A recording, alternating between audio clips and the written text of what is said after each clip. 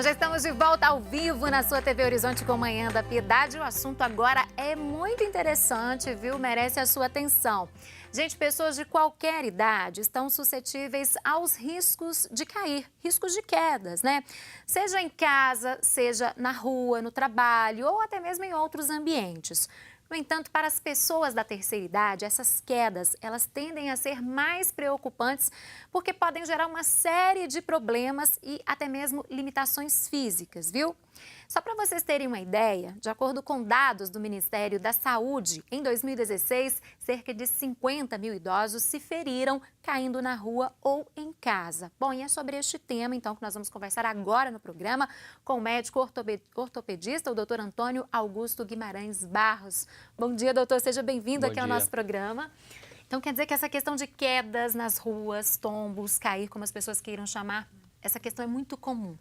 Sim, ela é muito comum e muito preocupante também, Síria, porque os pacientes idosos, normalmente, eles têm menor mecanismo de defesa. Então, eles normalmente têm uma capacidade de reação mais reduzida comparada com os pacientes mais jovens. E sabe-se que após os 65 anos, 1 em cada 3 pacientes apresentará pelo menos uma queda ao ano. E 10% dessas quedas levarão a lesões graves, como, por exemplo, fraturas. Então, e as consequências são diversas, né? Dependendo do estado de saúde desse idoso. Sim, as consequências são diversas. Então, elas podem variar desde pequenas escoriações, contusões, hematomas, até fraturas ou traumatismos cranianos com hemorragia intracraniana, que pode ser até fatal. Quais são as principais causas destas quedas? Sim, são diversas as causas de quedas em idosos. Talvez as mais importantes, que a gente deve ter uma atenção maior, são as causas relacionadas às doenças neurológicas, aí, por exemplo, demências, Alzheimer ou Parkinson. Causas relacionadas a alterações na visão provocadas por catarata, glaucoma, a degeneração macular. Causas relacionadas a problemas cardiovasculares, então arritmias, hipotensão postural, que é quando o paciente levanta e sente uma tontura muito forte. Levanta de uma vez, né? Levanta de uma vez e às vezes essa tontura é mais forte do que o comum, então isso é um problema específico chamado hipotensão postural. Ele perde o controle e cai. Perde o controle e cai. E causas como problemas ortopédicos, né? Artrose no quadril, joelho, pés. Deformidades nos membros inferiores, alteração na sensibilidade dos pés. Algumas medicações podem provocar quedas e os riscos ambientais, que a gente chama. Então, são pequenas armadilhas que às vezes existem dentro de casa e até no ambiente externo também. Agora, nesses casos que você disse, né, se o idoso toma algum medicamento ou tem algum problema físico, está passando por um momento delicado, o que é mais indicado? É o acompanhamento sempre de perto por uma pessoa da família, um cuidador? Sim, eu acho que o ponto principal é identificar o idoso que está sob risco de queda. Então, talvez esse seja o primeiro passo. Sim. Então, para isso, tem um teste muito simples que pode ser feito, que é o teste da cadeira. Então, você coloca o paciente sentado numa cadeira que possua apoio de braço. O paciente deve levantar, andar 3 passos e retornar. E essa tarefa deve ser executada em torno de 20 segundos. Então, caso o paciente não consiga executar essa tarefa em 20 segundos, então temos aí um paciente com potencial risco de queda, certo? A partir desse momento, tentar controlar os fatores de risco que a gente disse previamente. Então, o controle principalmente do ambiente domiciliar, o tratamento das doenças associadas, né, neurológicas, da visão, problemas ortopédicos. Ter um acompanhamento mais de perto, então, né? Sim, um acompanhamento mais de perto. E esse teste ele é feito no consultório com o médico? Ele pode ser feito até em casa. Em casa mesmo? Uma pessoa da família pode fazer esse teste? Sim, uma pessoa da família pode fazer esse teste.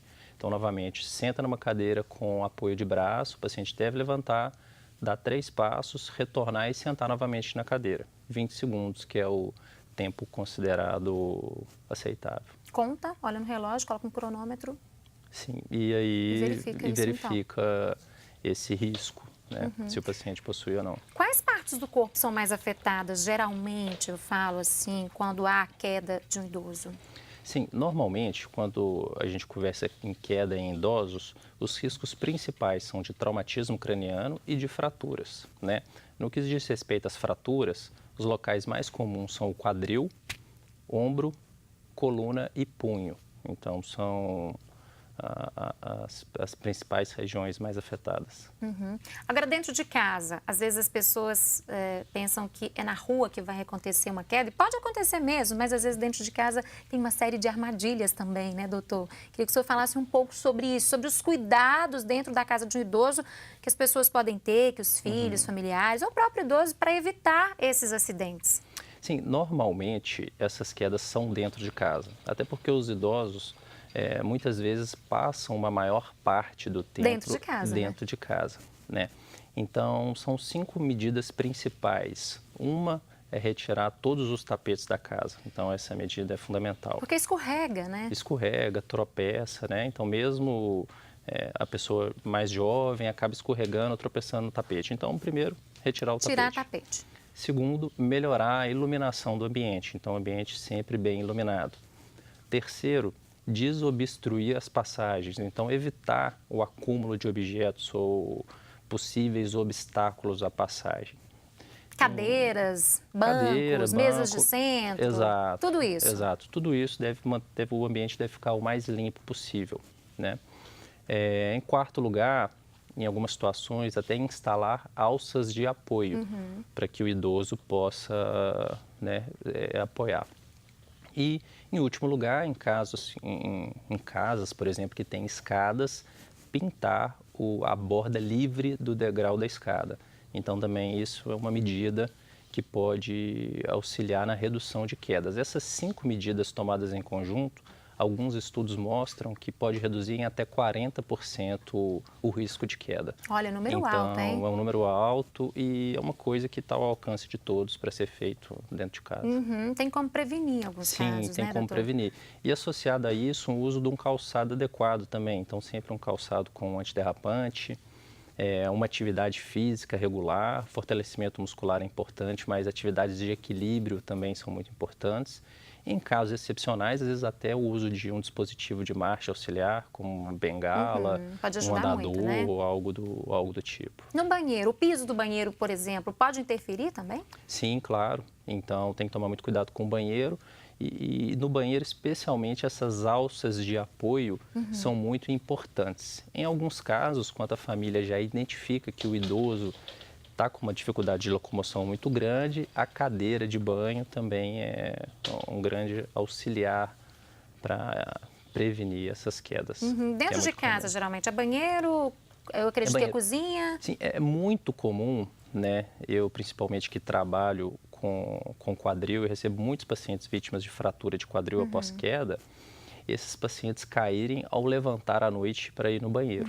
Tá. Então, muitas vezes esses pacientes levantam, não acendem a luz, na grande maioria das vezes. Então, o paciente que já tem uma dificuldade visual, muitas vezes no banheiro tem um tapete e está um pouco sonolento, acaba levantando rápido, fica um pouco tonto, então junta um pouco da tontura por levantar rápido, do ambiente escuro, a presença de tapete e a capacidade de reação muito reduzida, perfeito para queda. Então, isso é uma situação, infelizmente, que é recorrente. E em relação aos tratamentos, doutor? Quais são esses tratamentos? Bom, o tratamento vai variar muito tipo de acordo queda. com o tipo de queda e o tipo de lesão encontrada, né?